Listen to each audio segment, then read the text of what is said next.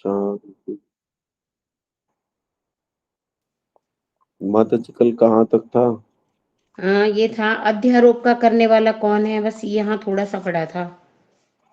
आपके पंखे में 5 पंखुड़ी हैं क्या? हाँ, यहाँ पे सारे पंखे 5 पंखुड़ियों वाले ही हैं। बताओ। चलो पढ़ो। अध्यारोप का करने वाला कौन है? मैं अच्छा मेरा ये ऑन है, वीडियो बंद कर देती हूँ। आपको क्या लगा मैंने जादू से देख लिया? जीव किसको कहते हैं? अंतःकरण व छिन्न चेतन को। प्रश्न, अंतःकरण व छिन्न चेतन दूसरा है व वही ब्रह्म? उत्तर, वही ब्रह्म है। प्रश्न, तो क्या ब्रह्म ने ही अपने में जगत की झूठी कल्पना कर ली? उत्तर, हो, ब्रह्म की इससे क्या हानि? प्रश्न, जो मिथ्या कल्पना करता है क्या वो झूठा नहीं होता? उत्तर, नहीं, क्योंकि जो मन वाणी से कल्पित व कथित है वह सब झूठा है।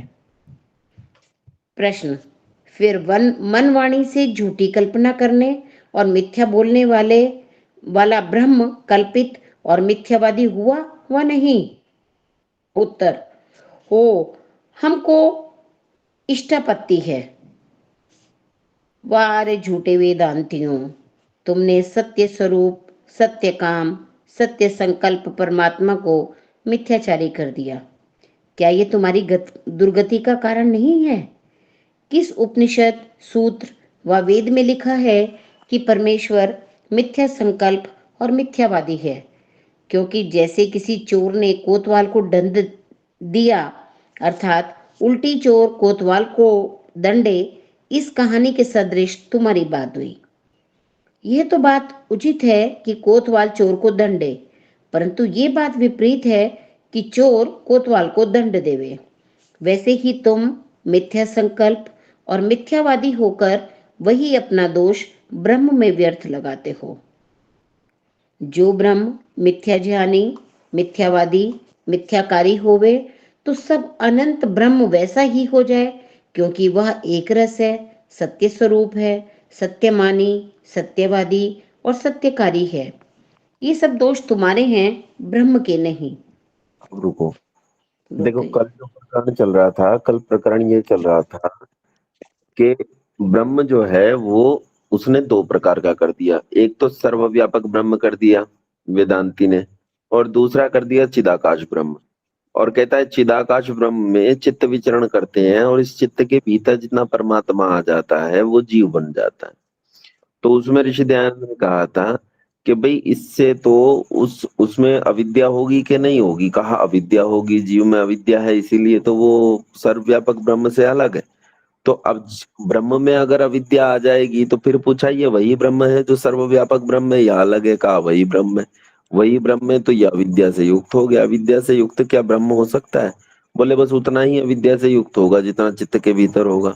तो कहा भाई चित्त के भीतर जो ब्रह्म है इसका मतलब वो सर्वव्यापक ब्रह्म से अलग हो गया। तुमने तो ब्रह्म को खंड खंड किया। फिर अगर चित्त विचरण करेगा और तुम कह रहे हो कि आगे आगे जितना ब्रह्म आता जाएगा उसके भीतर उतना ब्रह्म जीव होता चला जाएगा और पीछे जितना छूट रहा है उतना छूटता जाएगा, तो पल पल में मुक्ति और बंध हुआ करेगा। तो ये तुम्हारी बात ठीक नहीं है। फिर आज आगे बढ़ते हैं। आज आज वो ऋषि दयानंद उससे कह रहे हैं कि ये जो ब्रह्म है जिसे तुम ब्रह्म कह रहे हो, इसने जगत की झूठी कल्पना कर ली।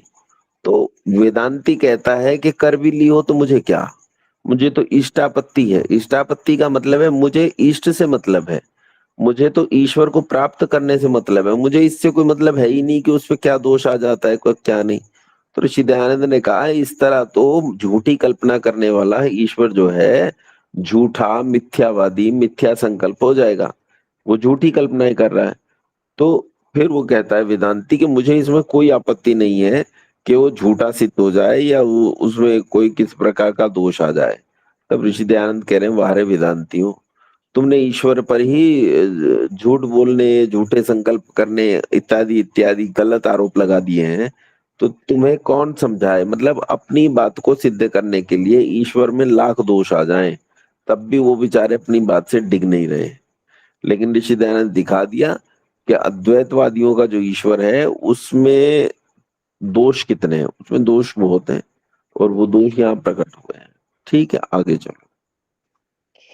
जिसको तुम विद्या कहते हो वह अविद्या है, और तुम्हारा अध्यारोप भी मिथ्या है, क्योंकि आप ब्रह्म न होकर अपने को ब्रह्म और ब्रह्म को जीव मानना, ये मिथ्या ज्ञान नहीं तो क्या है? जो रुको सर्वव्यापक है। रुको रुको, अब ये कह रहे हैं, ऋषदयानंद कह रहे हैं कि देखो तुम मिथ्यावादी हो और तुम्हारा ज्ञान जो तुम्हारी जो विद्या है वो भी अविद्या है। कैसे कह रहे हैं? क्योंकि वेदांती कहते हैं, नवीन वेदांती, अहम ब्रह्मस्मि, मैं ही ब्रह्म हूं। तो कहते हैं स्वयं को तो ब्रह्म कह रहे हो और ब्रह्म को अविद्या युक्त कह रहे हो। कह रहे हैं ना, चित्त के अंदर आ गया जितना जीव, जीव वाला वो हो गया चिदाकाश ब्रह्म, जीव में परिवर्तन हो गया जितना, उतना वो अविद्या में आ गया। तो यानी ब्रह्म को तो अविद्या से युक्त बता रहे हो और स्वयं को ब्रह्म बता रहे हो। भाई इससे बड़ी मूर्खता की बात और तुम क्या कर सकते हो? लगातार ब्रह्म पर ही झूठे आरोप लगा रहे हो। अब पढ़ो। जो सर्वव्यापक है वह परिच्छिन्न न होने से अज्ञान और बंध में कभी नहीं गिरता, क्योंकि अज्ञान परिच्छिन्न एकदेशी अल्प अल्पज्य जीव में होता है, सर्वज्ञ सर्वव्यापी ब्रह्म में नहीं। भाई देखो, तुम जो कह रहे हो ना एक देशी है और ये सब है, ये सारे गुण तो ईश्वर के नहीं है। और जो गुण ईश्वर में नहीं घटते हैं, तुम उसमें ईश्वर, उन गुणों का ईश्वर में अध्यारोप करके ईश्वर को सदोष कर, दोष युक्त कर, तो ये अच्छा नहीं। अब आगे चलो। मुझे लगता है अब तो आपको अच्छे से समझ में आ रहा होगा कि वेदांतियों का जो मत है वो किस तरह झूठा है। समझ में आ रहा है ना सबको? हाँ हाँ, आ रहा है। अच्छा, एक बात बताइए कि जो वेदांती हैं ये वेदों को नहीं मानते? अरे तो वेदों से, जहाँ वेद का अंत हो जाता है, ये तो उससे आगे के विद्वान है। नहीं मानते हैं। हाँ, नहीं मतलब नाम ऐसे है ना वेदांती जैसे करके, तो मैं ये पूछ रही हूँ, वेदों नहीं में नहीं, विश्वास नहीं होता उनका? वेदांत दर्शन है, वेदांत एक दर्शन है और ये अच्छा। उस दर्शन की उन्होंने उलट व्याख्या कर रखी है। और उसी व्याख्या के आधार पर ये ब्रह्म की कल्पना करते हैं। वेद को मानते हैं, शब्द प्रमाण मानते हैं, अपौरुषेय मानते हैं, ईश्वर की वाणी मानते हैं वेद को। और बहुत श्रद्धा से वेद वेद की मतलब वेद का पढ़ना पढ़ाना, और बहुत मतलब इन्हीं के कारण सुरक्षित है वेद। आचार्य जी वही वेदांत दर्शन है जो 6 दर्शनों वाला है? हाँ वही है। वही है माता जी, वही है। तो ये उसकी उल्टी वो करते हैं, हाँ, उसके मतलब उसको ठीक। मनमाने अर्थ कर रखे हैं। अच्छा। हम्म। इसी में ही ये है ना कि अहम ब्रह्मास्मि, ये हाँ, इन्हीं वेदांतियों का है ना मत। वेदांतियों का मत है अहम ब्रह्मस्मि, सोहम, हाँ, तत्व। हम्म। आत्मा ब्रह्म। और ये वेदांत में कहीं नहीं आते, ये इन्होंने अपने आप गढ़ रखे हैं। और इनमें एक आध जो है भी, उसे पूरा नहीं पढ़ते हैं तो उसका पूरा अर्थ नहीं गलत। पढ़ते, उन्होंने कहीं का कहीं जोड़ रखा है ना, कहीं का मंत्र कहीं और कहीं का कहीं जोड़ रखा वो है। भी आएगा इसमें। ऋषि दयानंद कहते हैं तुमने कहीं की ईंट कहीं का रोड़ा, भानुमति ने कुनबा जोड़ा। हम्म। पढ़ो। अब मुक्ति बंध का वर्णन करते हैं। हम्म। प्रश्न, मुक्ति किसको कहते हैं? उत्तर, मुंचन्ति पृथक भवन्ति जना यस्याम सा मुक्ति ही, जिसमें छूट जाना हो उसका नाम मुक्ति है। तो प्रश्न है, किससे छूट जाना? उत्तर, जिससे छूटने की इच्छा सब जीव करते हैं। प्रश्न, किससे छूटने की इच्छा करते हैं? उत्तर, जिससे छूटना चाहते हैं। प्रश्न, किससे छूटना चाहते हैं? उत्तर, दुख से। प्रश्न, छूटकर किसको प्राप्त होते और कहाँ रहते हैं? उत्तर, सुख को प्राप्त होते और ब्रह्म में रहते हैं। प्रश्न, मुक्ति और बंध किन किन बातों से होता है?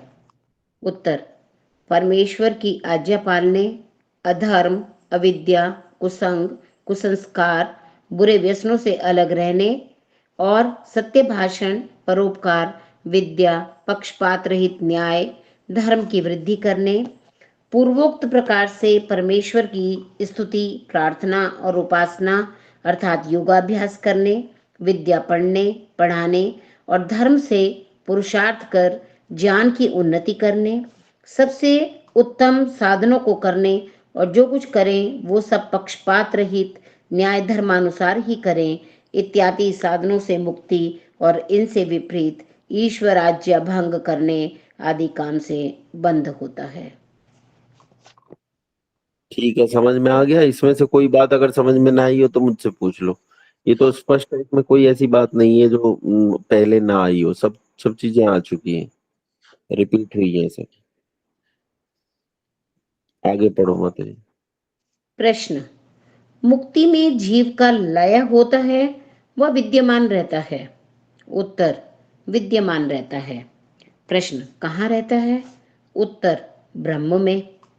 प्रश्न, ब्रह्म कहाँ है और वह मुक्त जीव एक ठिकाने रहता है वह स्वेच्छाचारी होकर सर्वत्र विचरता है? उत्तर, जो ब्रह्म सर्वत्र पूर्ण है उसी में मुक्त जीव अव्याहत गति अर्थात उसको कहीं रुकावट नहीं, विज्ञान आनंद पूर्वक स्वतंत्र विचरता है। प्रश्न, मुक्त जीव का स्थूल शरीर रहता है व नहीं? उत्तर, नहीं रहता। प्रश्न, फिर वह सुख और आनंद भोग कैसे करता है? उत्तर, उसके सत्य संकल्प आदि स्वाभाविक गुण सामर्थ्य सब रहते हैं, भौतिक संग नहीं रहता। जैसे शृण्वन् श्रोत्रम भवति, स्पर्शयन् त्वग् भवति, पश्यन् चक्षुर्भवति, रसयन् रसना भवति, जिघ्रन् घ्राणं भवति, मन्वानो मनो भवति, बोधयन् बुद्धिर्भवति, चेतयश्चित्त भवत्यं कुर्वाणो अहंकारो भवति। मोक्ष में भौतिक शरीर व इंद्रियों के गोलक जीवात्मा के साथ नहीं रहते, किंतु अपने स्वाभाविक शुद्ध गुण रहते हैं। जब सुनना चाहता है तब श्रोत्र, स्पर्श करना चाहता है तब त्वचा, देखने के संकल्प से चक्षु, स्वाद से रसना, गंध के लिए घ्राण, संकल्प विकल्प करते समय मन, निश्चय करने के लिए बुद्धि, स्मरण करने के लिए चित्त और अहंकार के अर्थ अहंकार रूप अपनी स्वशक्ति से जीवात्मा मुक्ति में हो जाता है और संकल्प मात्र शरीर होता है। जैसे शरीर के आधार रहकर इंद्रियों के गोलक के द्वारा जीव स्वकार्य करता है, वैसे अपनी शक्ति से मुक्ति में सब आनंद भोग लेता है।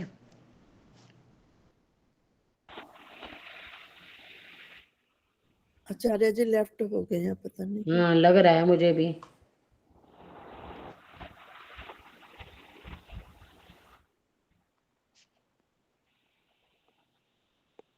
तो इसका मतलब इसमें ये बताया है कि बस 5